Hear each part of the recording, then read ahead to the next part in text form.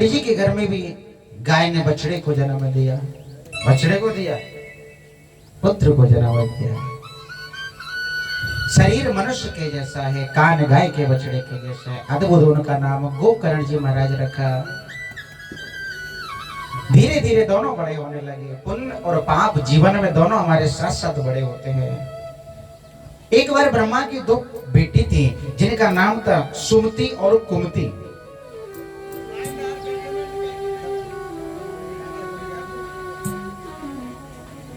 प्रेम से बोलिए, और थोड़ा सा तो ध्यान है, उसको इधर ही ले आइए। भजन का जो हमारा मन होता है ना, उसका कोई वजन नहीं होता, हल्का सा होता है, और इतना हल्का होता है एक हवा के झोंके में घूम जाता है। कहीं से आहट हुई, मन घूम गया। देखिए, एक छोटा सा हल्का सा मन 80 किलो, 90 किलो, 60 किलो के शरीर को एक सेकंड में घुमा देता है। मन तो हल्का है, शरीर तो भारी है। इस एक पे तो टिको, या तो मन पे टिको या शरीर पे टिको। तुम दोनों ही घुमा देती हो। उधर से आवाज आई, तुमने घूम गए। प्रेम से बोले। दोनों बच्चे बड़े होने लगे। पाप और पुण्य दोनों बड़े हो रहे हैं। पाप कौन है? धुंधकारी। पुण्य कौन है? गोकर्ण जी। ब्रह्मा की दो बेटी जिनका नाम सुमति और कुमति ब्रह्मा जी के पास गई। पिताजी, आप हमसे प्रेम नहीं करते। ब्रह्मा ने कहा, मैं दोनों को प्रेम करता हूं। और बाप के लिए बेटी बहुत गर्व की बात होती है। और संतों ने कहा है, बेटी हमेशा अमीर के घर पैदा होती है, गरीब के घर कभी बेटी पैदा नहीं होती। अच्छा, जो पैसे वाला होगा वही तो दान कर सकता है, गरीब किसी को दान कर सकता है? तो बेटी का तो दान किया जाता है ना। तो अमीर होता है पिता, तभी तो बेटी का दान कर देता है, नहीं कोई करके दिखा दे। प्रेम से बोलिए। माता यशोदा को भगवान ने वरदान दिया था, मैं तुम्हारे जन्म लेकर के आऊंगा, पर 14 वर्ष बाद भगवान ने उनको भी छोड़ दिया। आज सुमति कुमति दोनों ब्रह्मा जी के पास गए। ब्रह्मा से बोले, पिताजी आप हमको प्रेम नहीं करते। सुमत कुमत सबकी उड़ रही। ब्रह्मा ने दोनों पुत्रियों से कहा, एक बात सुनो, तुम दोनों यहां से जाओ और लौट करके आओ, फिर मैं फैसला करूंगा किसको प्रेम करता हूं किसको नहीं करता। दोनों जा रही थी और दोनों लौट के आ रही थी। तो ब्रह्मा जी ने कहा, कुमति तू जाती हुई अच्छी लगती है, और सुमति तू आती हुई अच्छी लगती है। प्रेम से बोलिए। अच्छी दोनों लगती है, हाँ? दुख और सुख दोनों ही अच्छे लगते हैं, पर कम कब लगते हैं? सुख हमारे पास आए और दुख पड़ोस में जाए तब अच्छा लगता है। प्रेम से बोलिए। आज गोकर्ण जी महाराज विद्या पढ़ते हैं। धुंधकारी नाना प्रकार के उद्यम करता है, कभी कंचा खेलता है, किसी के बच्चों को मारता है, घरों में आग लगा देता है। ब्राह्मण के सिर्फ कर्म नहीं है, क्योंकि असर उस बात का है कि जन्म कहाँ हुआ। कोई जन्म से इंसान होता है तो कोई कर्म से इंसान होता है, कोई जन्म से ब्राह्मण होता है तो कोई कर्म से ब्राह्मण होता है। भागवत में और वेदों में लिखा है, पूजिए विप्र जो वेद वही ना। जो विप्र वेद भी ना जानता, वो पढ़ा लिखा भी ना हो, फिर भी पूजने योग्य होता है। लोग हमसे कहते हैं, अरे महाराज आजकल के ब्राह्मण ऐसे ऐसे ऐसे। अरे वो कैसे कैसे होंगे, तुझे क्या लेना, तू तो सही चल। छोटा सा बिच्छू हजारों आदमी में छोड़ दो, डंक मारना नहीं बोलेगा, डंक मारेगा। और इतना बड़ा आदमी अपना कर्म भूल जाता है। बोले महाराज आप कैसी बात करते हो, आज की दुनिया में ब्राह्मण लोग ऐसा कर रहे हैं, फलाने ऐसे कर रहे हैं, मदरापान कर रहे हैं, गलत काम कर रहे हैं। मैंने वो कुछ भी कर रहे हैं, कर्तव्यम सुभोक्तव्यम, जो जैसा कर रहा है उसको भोगना पड़ेगा। तू उसके साथ में बुरा क्यों कर रहा है, उसका पाप क्यों ले रहा है, उसको छोड़ दे। सभी नचावत राम गुसाई, जा पे कृपा राम की हुई, वहां पे कृपा करे सब कोई। उसके पूर्व जन्म का कुछ पाप है, उसके आगे आ गया, वो गलत रास्ते पे जा रहा है। वो अपना जाने, तू अपना जान। किसी के चक्कर में पड़ के अपना पुण्य क्यों नष्ट कर रहा है। आज की दुनिया में हम सब लोग एक दूसरे को प्रणाम करते हैं, संतों को, ब्राह्मणों को प्रणाम करते हैं, पिताजी को, गुरुओं को। अभी हमें कुछ ही दिन पहले पता लगी, जब हम संतों के सत्संग में अभी शामिल हुए थे, कि कोई भी आदमी किसी को प्रणाम करे, अगर दोनों हाथों से प्रणाम करता है, पैर छूता है ना, तो उसको बुद्धि, यश, कीर्ति, वैभव, सम्मान प्रदान होता है। और एक हाथ से किसी के तुम पैर छुओ तो आज तक जो तुमने भजन पूजा पाठ करी है ना, वो नष्ट हो जाती है। प्रेम से बोलिए। तो मैंने कहा महाराज जी, तो 90% लोग एक ही हाथ लगाते हैं, और पैर की भी परंपरा है कि अंगूठे से हाथ लगना चाहिए। मैंने कहा महाराज, अंगूठा तो बात छोड़ो, घुटने तक भी हाथ नहीं आता, वहीं से दूर से ऐसे कर लेते हैं। बोले अगर आप पूर्ण प्रणाम नहीं कर सकते हो तो आप हाथ जोड़ के दूर से ही राधे राधे कर दो, वो स्वीकार होगा। परंतु एक हाथ से आपने किसी को प्रणाम किया तो तुम्हारा पुण्य नष्ट हो जाएगा। प्रेम से बोलिए। आज गोकर्ण जी महाराज बैठे, आत्मदेव दोनों बैठे चर्चा कर रहे हैं, कैसा पुत्र मुझे दिया, इससे तो मेरे पुत्र ना होता तो अच्छा था, और ये पुत्र होकर के ऐसा कपुत्र निकलेगा मैंने कभी सोचा ही नहीं।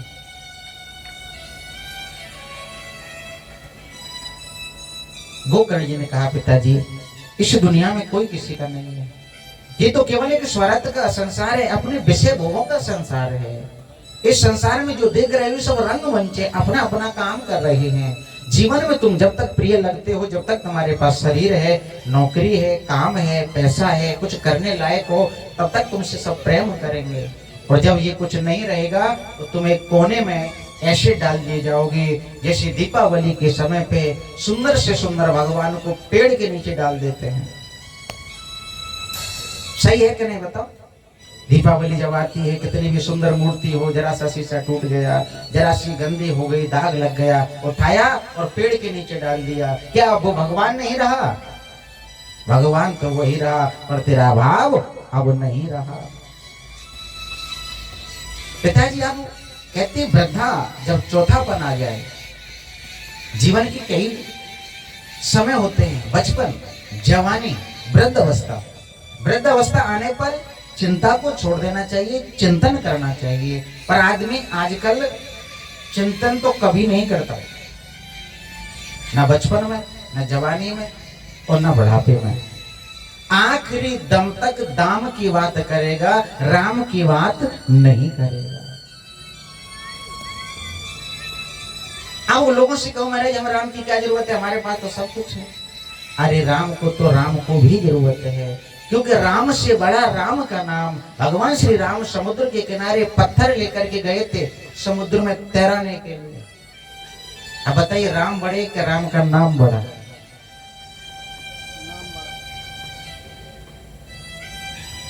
अभी हम थोड़ा सा बाद में बात करेंगे, प्रेम से बोलिए। भगवान श्री राम बंदर भालुओं को देख करके, पुल का कार्यक्रम चल रहा था, पुल बना रहे थे, बंदर राम का नाम लिख करके डाल रहे थे, तो जैसे ही पत्थर राम का नाम लिख के डालते थे तो पत्थर तैर जाते थे। राम जी ने सोचा क्यों ना मैं भी कुछ काम करूं, करना चाहिए ना मुझे भी कुछ काम। तो जैसे ही राम जी चले समुद्र के किनारे, एक बड़ा सा पत्थर लिया और भगवान श्री राम ने समुद्र में डाला तो वो पत्थर डूब गया। राम जी बोले अच्छा हुआ मुझे किसी ने देखा नहीं। हनुमान जी बोले हम पीछे हैं महाराज। बोले किसी को बताना नहीं। बोले बताना पड़ेगा, ये तो बताना पड़ेगा। बोले क्यों? बोले प्रभु जब ये सारी दुनिया हमको धक्का मार देती है तो आप गोद में ले लेते हो, जब आप ही धक्का मार दोगे तो हम जाएंगे कहाँ? संभालेगा कौन? है कौन जो हमें दिल से लगा सके? कि जाने कब आएगा मुझे अपना बनाएगा, मेरे आंसू पहुंच कर मुझे दिल से लगाएगा, मेरे आंसू पहुंच कर मुझे दिल से लगाएगा। कब आएगा मेरा सावरिया, कब आएगा मेरा सावरिया, कब आएगा मेरा सावरिया, कब आएगा मेरा सावरिया। रानी कभी आएगा मुझे इतना सताएगा, जाने कब आएगा मुझे अपना बनाएगा, मेरे आंसू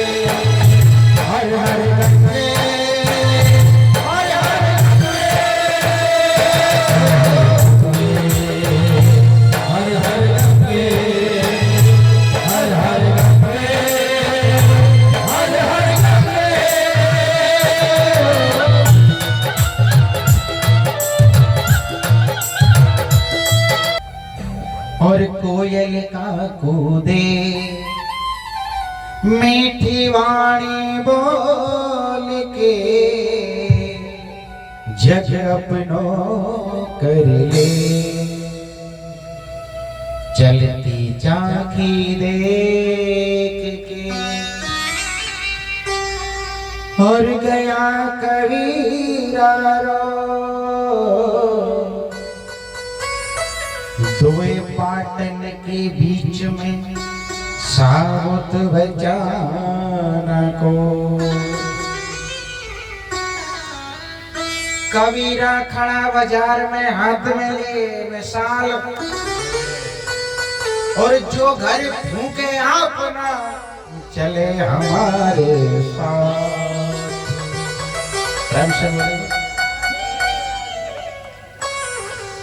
पहली बात, कबीरा चलती चाकी देख के रोने लगा। ये चाकी कौन है? दो चाकी है, आदमी के जीवन में आती है। पहले शादी नहीं होती तो परिवार और दोस्त, ये दो लोगों के बीच में पिसता रहता है। परिवार कहता है ऐसे चलो, दोस्त कहते हैं वैसे चलो, और जब शादी हो जाती है तो पत्नी और माँ के बीच में पिसता है। माँ कहती है मेरी नहीं सुनता, पत्नी कहती है मेरी नहीं सुनता। इन दोनों के पाट के बीच में बेचारा आदमी पिसता रहता है। और कबीरा खड़ा बाजार में हाथ में लिए मिसाल कि जो घर फूके अपना चले हमारे संग। एक आदमी बोला हम अपना घर फूकेंगे। कबीरदास जी ने कहा लो फूक के आओ अपना घर। अब उस आदमी ने हाथ में मिसाल ले ली, घर फूकने चल दिया। अब थोड़ा सा चला तो फिर बोला हमारा घर कहाँ है? हमारा घर तो है ही नहीं, क्योंकि हम सुबह रोड मंदिर जाते हैं तो कहते हैं कि तन मन धन सब अर्पण, सब कुछ है तेरा, हमारा तो कुछ है ही नहीं। लौट के आगे बोले महाराज हमारा कुछ है ही नहीं, तुम फूके कहां से? कबीरा बोले यही तो फूकना है, जिसको तू अपना समझ के फूकने जा रहा था अब तू समझ गया वो तेरा है ही नहीं।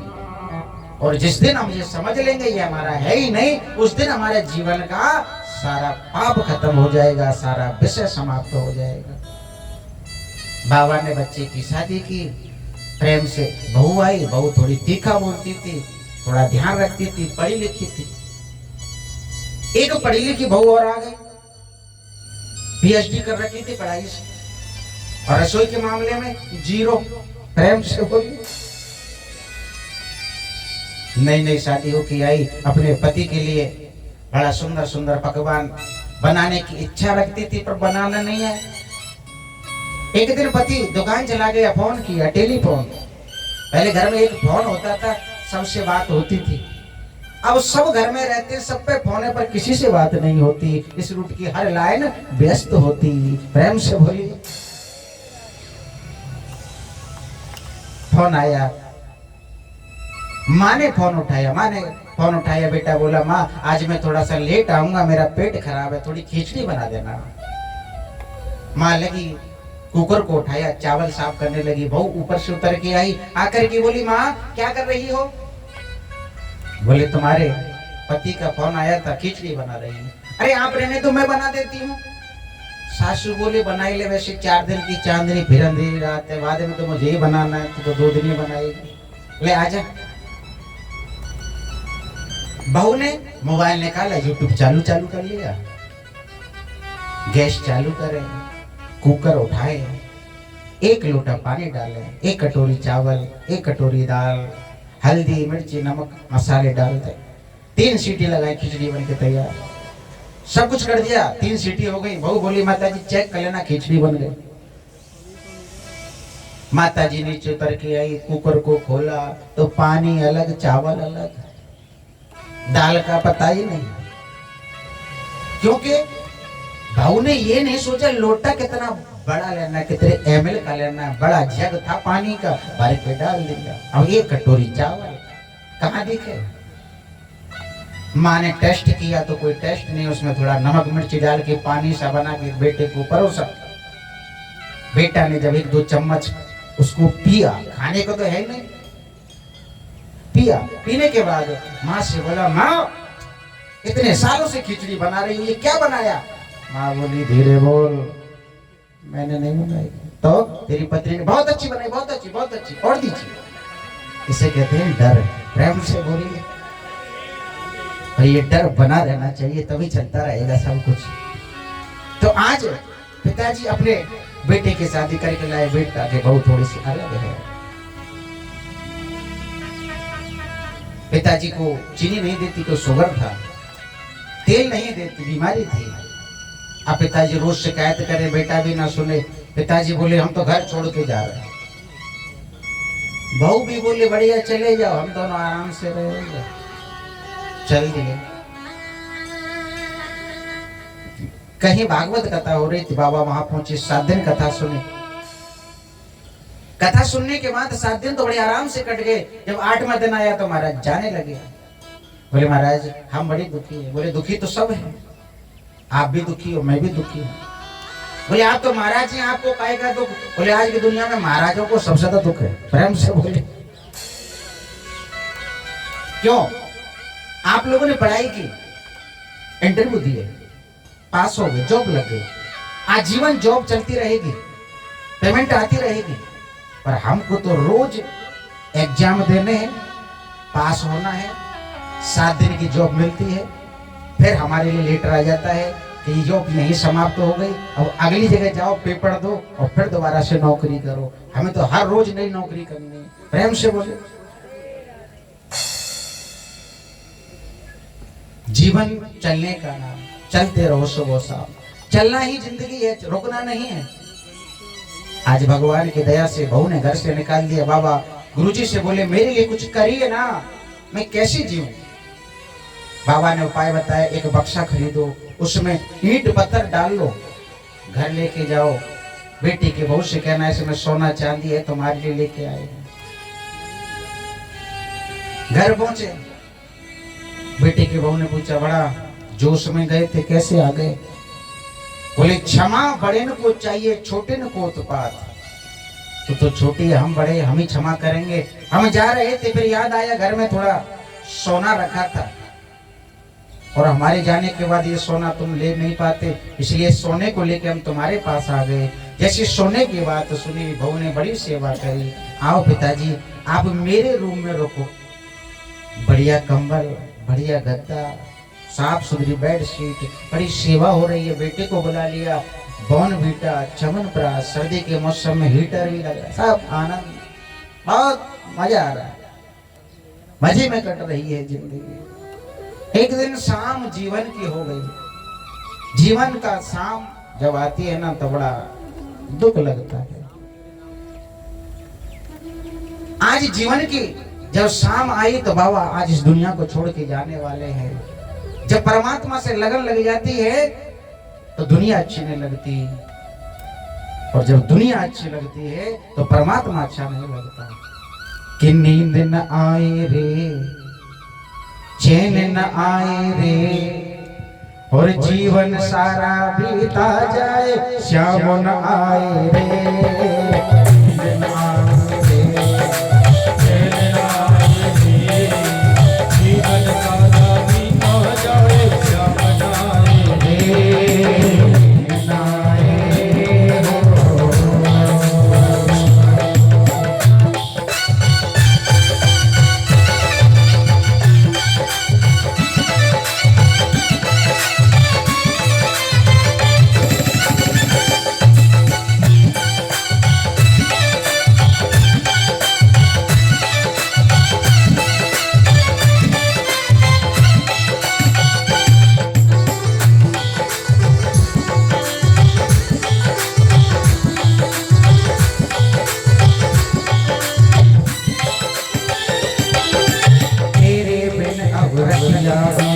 सुन ले मोहन